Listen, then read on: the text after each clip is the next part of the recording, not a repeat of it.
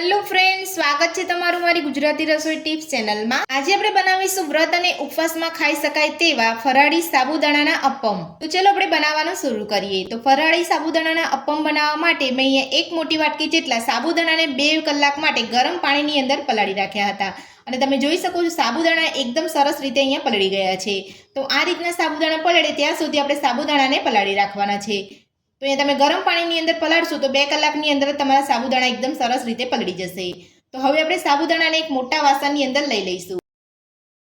તો સાબુદાણાને આપણે એક બાઉલની અંદર કાઢી લીધા છે અને તમે જોઈ શકો છો આપણા સાબુદાણા એકદમ સરસ કોરા થઈ ગયા છે।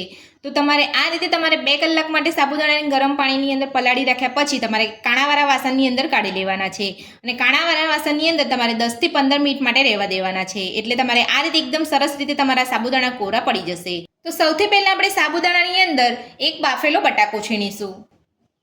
તો તમારે અહીંયા કાચા બટાકાનો ઉપયોગ નથી કરવાનો, આ રીતે તમારે અહીંયા બાફેલા બટાકાનો જ ઉપયોગ કરવાનો છે। તો બટાકાને આપણે અહીંયા સાબુદાણાની અંદર છીણી લીધો છે। તો હવે આપણે તેની અંદર અડધી ચમચી જીરું ઉમેરીશું।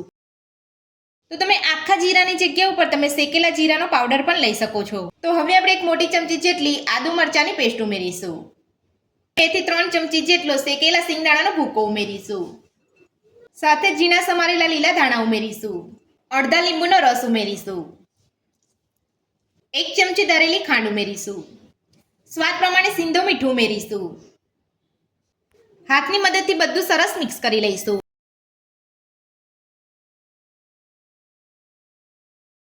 તો બધું જ આપણે અહીંયા સરસ મિક્સ કરી લીધું છે અને આપણા અપ્પમનો મસાલો બનીને તૈયાર છે। તો હવે આપણે મસાલામાંથી અપ્પમ બનાવીશું। તો અપ્પમ બનાવતા પહેલા આપણે અપ્પમ સ્ટેન્ડની અંદર થોડું તેલ લગાવી લઈશું। તો આ રીતે આપણે અપ્પમ પેનને તેલથી ગ્રીસ કરી લેવાનું છે એટલે આપણા અપ્પમ એકદમ આસાનીથી અહીંયા નીકળી જાય। તો અપ્પમ પેનને આપણે અહીંયા તેલથી સરસ ગ્રીસ કરી લીધું છે। તો હવે આપણે અપ્પમ બનાવી અને ડાયરેક્ટ આપણે અહીંયા અપ્પમ પેનની અંદર લઈ લઈશું। તો અપ્પમ બનાવતા પહેલા આપણે હાથ ઉપર થોડું તેલ લગાવી લઈશું। તો હાથ ઉપર અહીંયા થોડું આપણે તેલ લગાવી લીધું છે। તો આ રીતે હાથ ઉપર તેલ લગાવેથી આપણો અહીંયા મસાલો હાથ ઉપર બહુ ચોટે નહીં। તો હવે આપણે મસાલામાંથી અપ્પમ બનાવી લઈશું। તો આ રીતના આપણે અહીંયા રાઉન્ડ શેપની અંદર જ અપ્પમ બનાવવાના છે।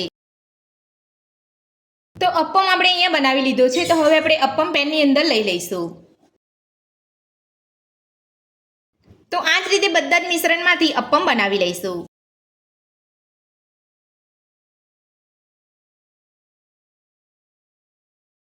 તો અપ્પમ બનાવી અને આપણે અહીંયા અપ્પમ પેનની અંદર લઈ લીધા છે। તો હવે આપણે અપ્પમ પેનને ગેસ ઉપર મૂકી અને ગેસની મીડિયમ ફ્લેમ પર ઢાંકીને 1 થી 2 મિનિટ માટે થવા દઈશું। તો અપ્પમને ઢાંકે અહીંયા 2 થી 3 મિનિટ જેટલો સમય થઈ ગયો છે। તો હવે આપણે ચેક કરી લઈશું। તો હવે આપણે ચમચીની મદદથી અપ્પમને પલટાવી લઈશું।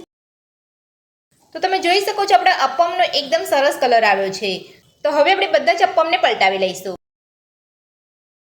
તો આ રીતનો કલર આવે એટલે તમારે અપ્પમને પલટાવી લેવાના છે। તો બધા જ અપ્પમને આપણે અહીંયા પલટાવી લીધા છે। તો હવે આપણે અપ્પમની ચારે બાજુ તેલ લગાવી લઈશું। તો આ રીતે તમારે બધા જ અપ્પમની ચારે બાજુ તેલ લગાવી લેવાનું છે। તો હવે આપણે એ જ રીતે ગેસની મીડિયમ ફ્લેમ પર બીજી બાજુ પણ અપ્પમને ઢાંકીને 2 થી 3 મિનિટ માટે થવા દઈશું। તો અપ્પમને બીજી બાજુ પલટાઈ અહીંયા 2 થી 3 મિનિટ જેટલો સમય થઈ ગયો છે। તો હવે આપણે ચેક કરી લઈશું। તો તમે જોઈ શકો છો બીજી બાજુ પણ અપ્પમનો એકદમ સરસ કલર આવી ગયો છે અને અપ્પમ આપણે એકદમ સરસ કૂક થઈ ગયા છે। તો આ રીતે અપ્પમને બંને બાજુ પલટાવતા જઈ અને કૂક કરી લેવાના છે। તો તમે જોઈ શકો છો આપણા અપ્પમ એકદમ સરસ રીતે કૂક થઈ ગયા છે અને કલર પણ એકદમ સરસ આવી ગયો છે। તો હવે આપણે અપ્પમને એક ડીશની અંદર કાઢી લઈશું અને આ જ રીતે આપણે બીજા અપ્પમને પણ કૂક કરી લઈશું। તો વ્રત અને ઉપવાસમાં ખાઈ શકાય તેવા ફરાળી અપ્પમ બનીને આપણા તૈયાર છે અને તમે જોઈ શકો છો આપણા ફરાળી અપ્પમ એકદમ સરસ બન્યા છે અને અંદરથી એકદમ સોફ્ટ છે। તો ફરાળી અપ્પમ બનાવવાની રીત તમને મારી કેવી લાગી મને કોમેન્ટ બોક્સમાં કોમેન્ટ કરીને જરૂરથી જણાવજો। આજની રેસીપી પસંદ આવી હોય તો વિડીયોને લાઇક કરજો, ચેનલને સબસ્ક્રાઇબ કરજો, તમારા મિત્રોને જરૂરથી શેર કરજો। Thank you.